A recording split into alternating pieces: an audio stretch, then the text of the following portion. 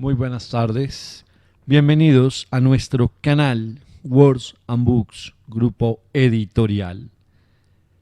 El día de hoy narraremos un maravilloso cuento, tal vez no, una hermosa reflexión que hace el maestro Oscar Wilde. Se llama La decadencia de la mentira. Esperamos que sea de su agrado y, como siempre, esperamos sus comentarios. Y ese es el orden. Para, pues, por supuesto, no estar citando Cyril, Vivian, no, sino... No, ustedes ya lo pueden saber, simplemente una pausa larga implica el cambio de personaje. Entonces, comenzamos. Entrando por la puerta al balcón abierta de la terraza. No esté usted encerrado todo el día en la biblioteca, mi querido Vivian. Hace una tarde encantadora y el aire es tibio. Flota sobre el bosque una bruma rojiza como la flor de los ciruelos. Vayamos a tumbarnos sobre el césped, a fumar cigarrillos y a gozar de la naturaleza. ¿Gozar de la naturaleza? Tengo el gusto de comunicarle que he perdido esa facultad por completo. Dicen las gentes que el arte nos hace tomar aún más a la naturaleza, que nos revela sus secretos y que una vez estudiados estos concienzudamente, según afirman Corot, descubrimos en ella cosas que antes escaparon a nuestra observación. A mi juicio, cuanto más estudiamos el arte, menos nos preocupa la naturaleza. Realmente lo que el arte nos revela es la falta del plan de la naturaleza, su extraña tosquedad, su extraordinaria monotonía, su carácter completamente inacabado. La naturaleza posee, indudablemente, buenas intenciones, pero como dijo Aristóteles hace mucho tiempo, no puedes llevarlas a cabo. Cuando contemplo un paisaje, me es imposible dejar de ver todos sus defectos, a pesar de lo cual es una suerte para nosotros que la naturaleza sea tan imperfecta, ya que en otro caso no existiría el arte. El arte es nuestra enérgica protesta, nuestro valiente esfuerzo para engañar a la naturaleza cuál es su verdadero lugar. En cuanto a eso de la infinita variedad de la naturaleza, es un puro mito. La variedad no se puede encontrar en la naturaleza misma, sino en la imaginación, en la fantasía, en la ceguera cultivada de quien la contempla. Bueno, pues no mirará usted el paisaje, se tumbará sobre el césped para fumar y charlar exclusivamente. Es que la naturaleza es tan incómoda, la hierba dura y húmeda está llena de asperezas y de insectos negros y repulsivos. Por Dios, el obrero más humilde de Morris sabe construir un sillón perfectamente cómodo, como no podrá hacerlo nunca la naturaleza. Y esta palidece de envidia ante los muebles de la calle, que de Oxford tomó el nombre. Como dijo feamente ese poeta favorito de usted, no me quejo de ella, con una naturaleza cómoda.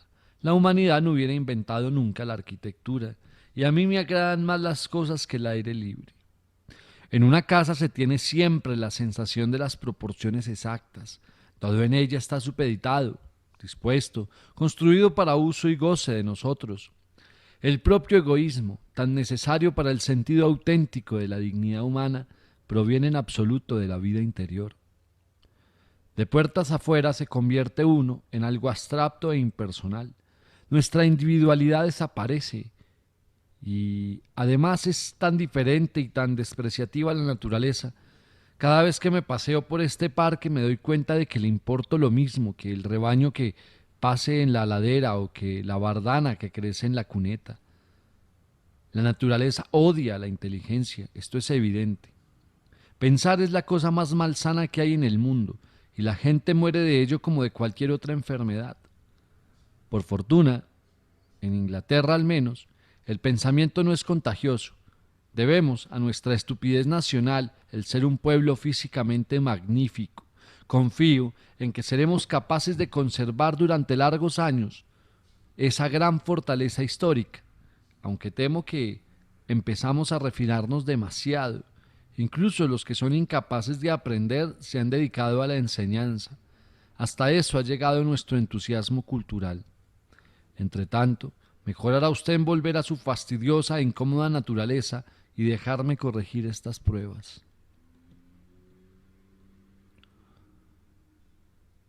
Ha escrito usted un artículo. No me parece muy consecuente después de lo que acaba usted de decir. ¿Y quién necesita ser consecuente? ¿El patán y el doctrinario? Esa gente aburrida que lleva sus principios hasta el fin amargo de la acción, hasta la reductio ad absurdum de la práctica. Yo no, lo mismo que Emerson, grabo la palabra capricho sobre la puerta de mi biblioteca. Por lo demás, mi artículo es realmente una advertencia saludable y valiosa. Si se fijan en él, podría producirse un nuevo renacimiento del arte. ¿Cuál es su tema? Pienso titularlo La decadencia de la mentira. Protesta. ¿La mentira? Creí que nuestros políticos la practicaban habitualmente. Le aseguro que no. No se elevan nunca por encima del nivel del lecho desfigurado y se rebajan hasta probar, discutir, argumentar. Qué diferente esto con el carácter del auténtico mentiroso, con sus palabras sinceras y valientes, su magnífica irresponsabilidad, su desprecio natural y sano hacia toda prueba. Después de todo, ¿qué es una bella mentira? Pues, sencillamente, la que posee su evidencia en sí misma, sin un hombre es lo bastante pobre de imaginación para aportar pruebas en apoyo de una mentira, mejor hará en decir la verdad sin embagues. No, los políticos no mienten. Quizá pudiera decirse algo en favor de los abogados. Estos han conservado el manto del sofista. Sus fingidas vehemencias y su retórica irreal son deliciosas. Pueden hacer de la peor causa la mejor, como si acabasen de salir de las escuelas leontinas y fueran populares por haber arrancado a unos jurados huraños una absolución triunfal de sus defendidos, hasta cuando éstos, cosa que sucede con frecuencia, son clara e indiscutiblemente inocentes. Pero el prosaísmo lo cohíbe y no se avergüenzan en apelar a los precedentes. A pesar de sus esfuerzos, ha de reblandecer la verdad. Los mismos diarios han denegado. Se les puede conceder una absoluta confianza. Se nota esto al recorrer sus columnas. Siempre sucede lo ilegible. Temo que no pueda decir gran cosa en favor del hombre de ley y del periodista. Además, yo defiendo la mentira en arte. ¿Quiere usted que le lea lo que he escrito? Le haría mucho bien. Desde luego, si me da usted un cigarrillo.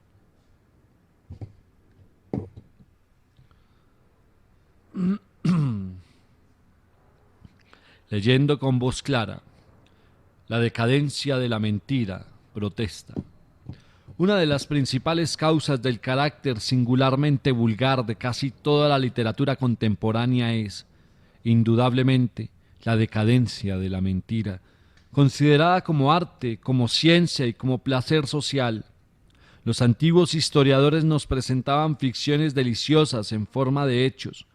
El novelista moderno nos presenta hechos estúpidos a guisa de ficciones. El libro azul se convierte rápidamente en su ideal, tanto por lo que se refiere al método como al estilo. Posee su fastidioso documento humano, su mísero coín de la creación, rincón de la creación, que él escuadriña como con un microscopio.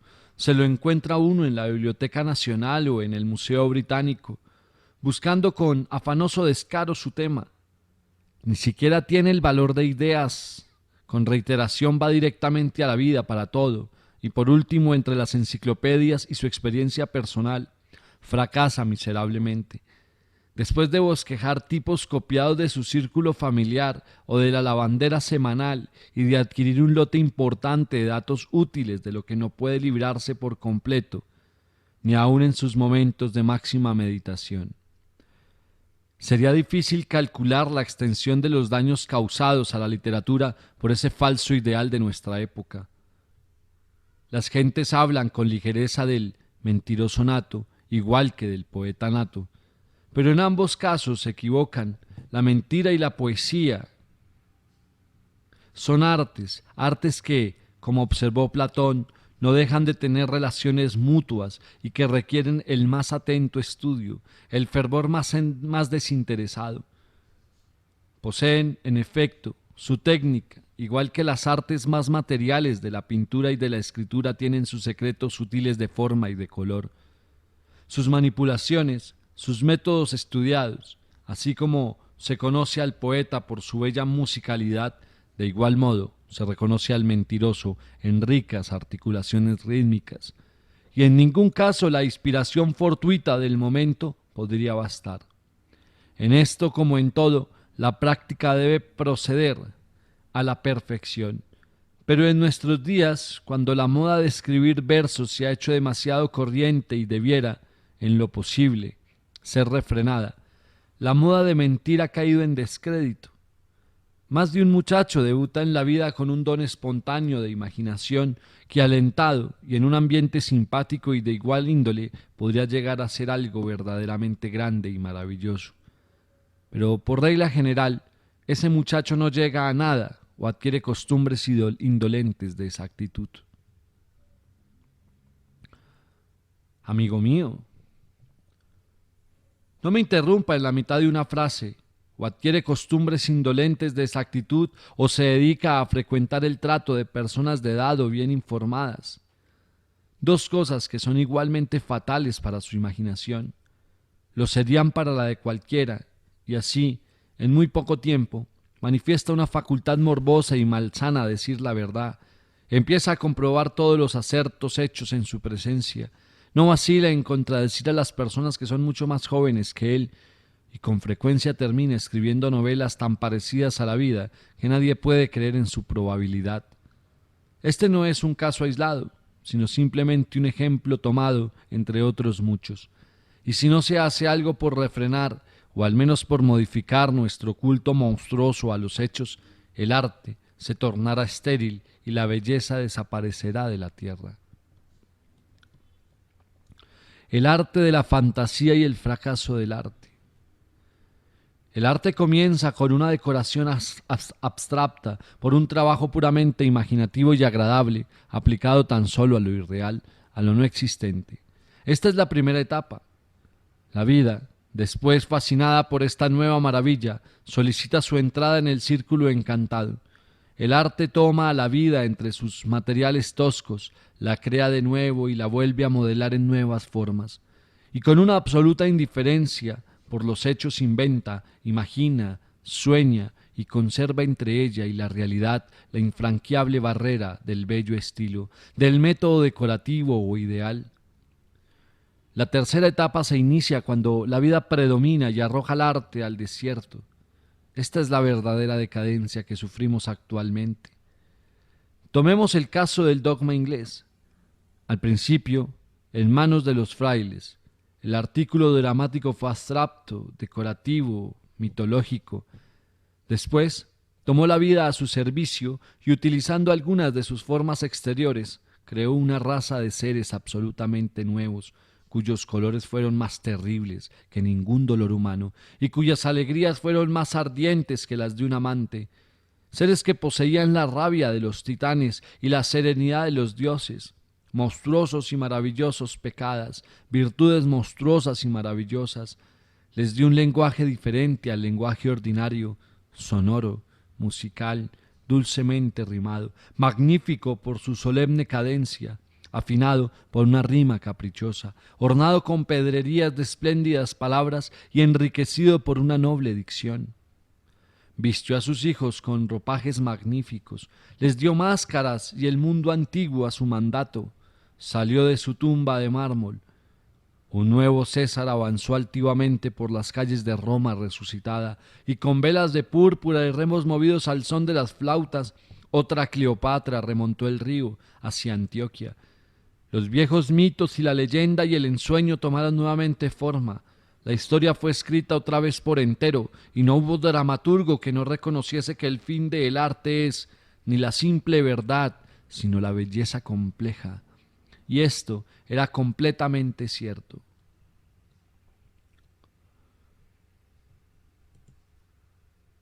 El arte representa una forma de exageración y la selección, es decir, su propia alma. No es más que una especie de énfasis, pero muy pronto la vida destruyó la perfección de la forma.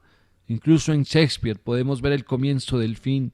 Se observa en la dislocación del verso libre en sus últimas obras, en el predominio de la prosa y en la excesiva importancia concebida a la personificación.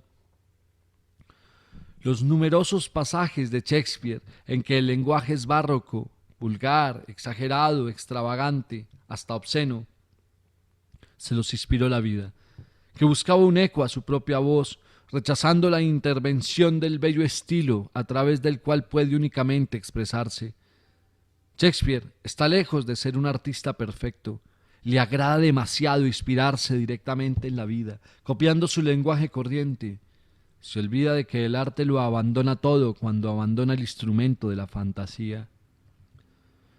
Goethe dice en alguna parte: trabajando en los límites es como se revela el maestro. Y la limitación, la condición misma de todo arte, es el estilo.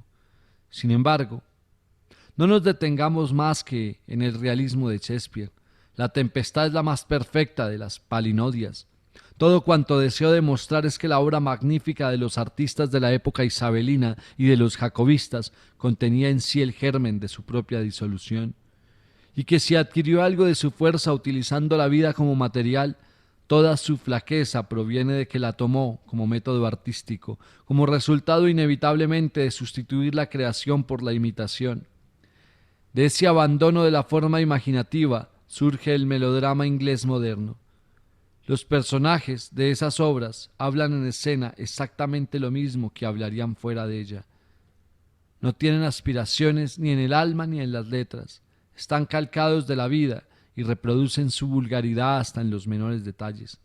Tienen el tipo, las maneras, el traje y el acento de la gente real. Pasarían inadvertidos en un vagón de tercera clase. Y qué aburridas son esas obras. No logran siquiera producir esa impresión de la convención artística y su odio hacia la representación de las cosas de la naturaleza y de nuestro espíritu imitativo.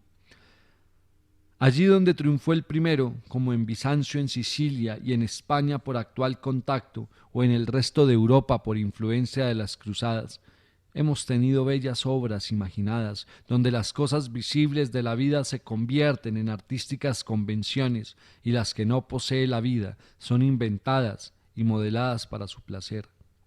Pero allí donde hemos vuelto a la naturaleza, a la vida, nuestra obra se ha hecho siempre vulgar, común y desprovista de interés. La tapicería moderna, con sus afectos aéreos, su cuidada perspectiva, sus amplias extensiones de cielo inútil, su fiel y laborioso realismo, no posee la mayor belleza. Las vidrieras pintadas de Alemania son por completo detestables. En Inglaterra empezamos a tejer tapices admirables porque hemos vuelto al método y al espíritu orientales.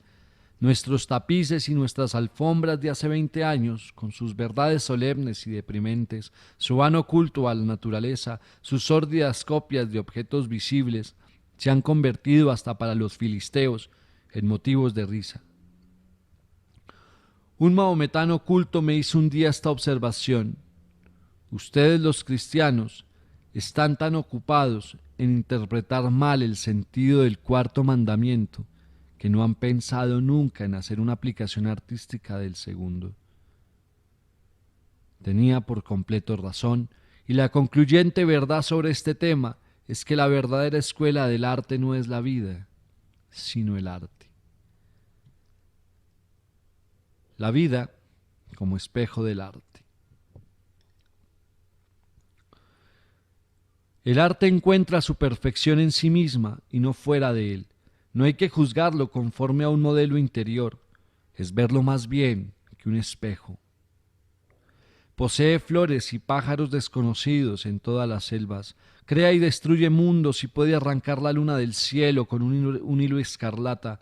Suyas son las formas más reales que un ser viviente. Suyos son los grandes arquetipos de que son copias imperfectas las cosas existentes. Para él la naturaleza no tiene leyes ni uniformidad, puede hacer milagros a voluntad, y los monstruos salen del abismo a su llamada. Puede ordenar al almendro que florezca en invierno y hacer que nieve sobre el campo de trigo en sazón. A su voz, la helada coloca su dedo de plata sobre la boca ardorosa de junio, y los leones alados de montañas, lidias salen de sus cavernas. Cuando pasa las dríades, lo espían en la espesura, y los faunos bronceados le sonríen extrañamente, lo adoran dioses con cabezas de halcón, y los centauros galopan junto a él.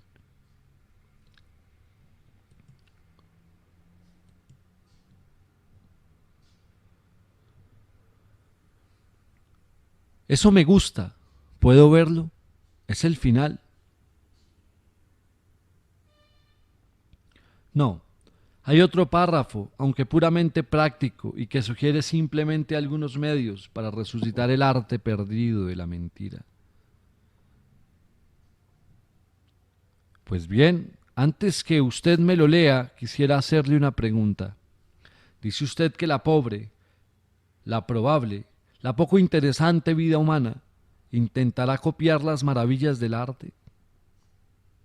¿Qué quiere usted decir con ello?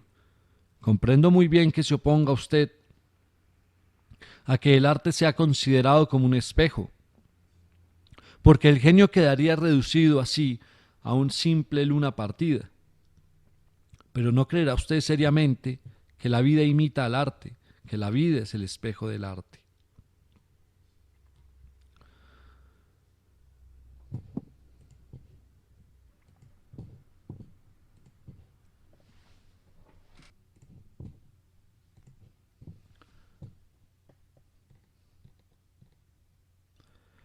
Pues lo creo, aunque ello parezca una paradoja, y las paradojas son siempre peligrosas.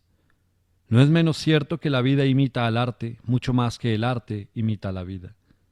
Todos hemos visto estos últimos tiempos en Inglaterra como cierto tipo de belleza original y fascinante, inventado y acentuado por dos pintores imaginativos, ha influido de tal modo sobre la vida que en todos los salones artísticos y en todas las exposiciones privadas se ven, aquí, los ojos místicos del ensueño de Rossetti, la esbelta garganta marfileña, la singular mandíbula cuadrada, la oscura cabellera flotante que él tan ardientemente amaba.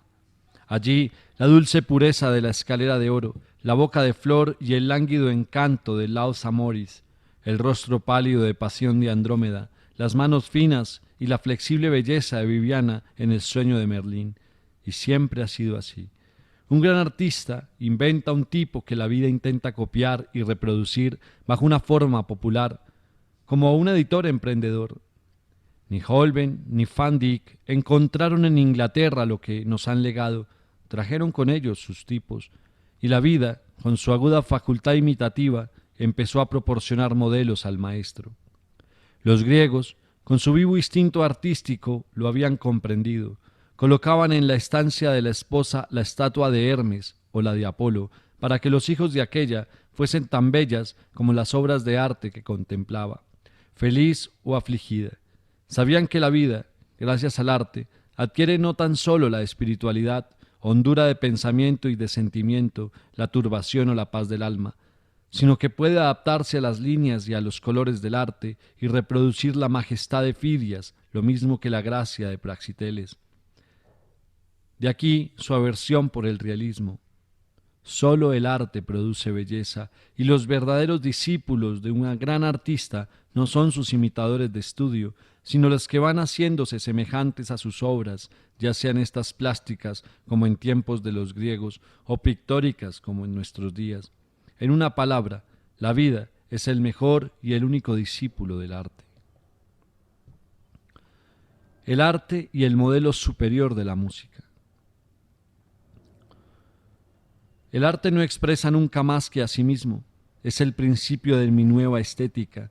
principio que hace, más aún, que esa conexión esencial entre la forma y la sustancia, sobre la cual insiste Mr. Pater, de la música, el tipo de todas las artes. Naturalmente, las naciones y los individuos, con esa divina vanidad natural que es el secreto de la existencia, se imaginan que las musas hablan de ellos e intentan hallar en la tranquila dignidad del arte imaginativo un espejo de sus turbias pasiones, olvidando así que el cantor de la vida no es Apolo, sino Marcias. Alejado de la realidad, apartado de los ojos de las sombras de la caverna, el arte revela su propia perfección y la multitud sorprendida que observa la florescencia de la maravillosa rosa de pétalos múltiples, sueña que es su propia historia la que le cuentan y que es su propio espíritu el que acaba de expresarse bajo una nueva forma. Pero no es así. El arte superior rechaza la carga del espíritu humano y encuentra mayor interés en un procedimiento o en unos materiales inéditos que en un entusiasmo cualquiera por el arte, que en cualquier elevada pasión o que en cualquier gran despertar de la conciencia humana. Se desarrolla puramente según sus propias líneas. No es simbólico de ninguna época. Las épocas son sus símbolos, aun aquellos que consideran el arte como representativo de una época, de un lugar y de un pueblo. Reconocen que cuando más imitativo es el arte, menos representa el espíritu de su tiempo. Los principios de la nueva estética. Y entonces, para evitar todo error, le ruego que me resuma en pocas palabras las doctrinas de la nueva estética. Helas aquí brevemente. El arte no se expresa más que a sí mismo. Tiene una vida independiente, como el pensamiento, y se desarrolla puramente en un sentido que le es peculiar. No es necesariamente realista en una época de realismo, ni espiritualista en una época de fe. Lejos de ser creación de su tiempo, está generalmente en oposición directa con él, y la única historia que nos ofrece es la de su propio progreso. A veces vuelve sobre sus pasos y resucita alguna forma antigua, como sucedió en el movimiento arcaico del último arte griego y en el movimiento prerrafaelista contemporáneo. Otras veces se adelanta en absoluto a su época y produce una obra que otro siglo posterior comprenderá y apreciará. En ningún caso representa su época. Pasar del arte de una época a la época misma es el gran error que cometen todos los historiadores. La segunda doctrina es esta: todo arte malo proviene de una regresión a la vida y a la naturaleza y de haber querido elevarlas a la altura de ideales. La vida y la naturaleza pueden ser utilizadas a veces como parte integrante de los materiales artísticos, pero antes deben ser traducidas en convenciones artísticas. Cuando el arte deja de ser imaginativo, fenece. El realismo como método es un completo fracaso, y el artista debe evitar la modernidad de forma y la modernidad del asunto. A quienes vivimos en el siglo XIX, cualquier otro siglo, menos el nuestro, puede ofrecer un asunto artístico apropiado. Las cosas bellas son las que conciernen. Citando Gustoso, diré que precisamente porque Hecuba no tiene nada que ver con nosotros, es por lo que sus dolores constituyen un motivo trágico, adecuado. Además, lo moderno se torna anticuado siempre. Zola se siente para trazarnos un cuadro del Segundo Imperio. ¿A quién le interesa hoy el Segundo Imperio? Está pasado de moda.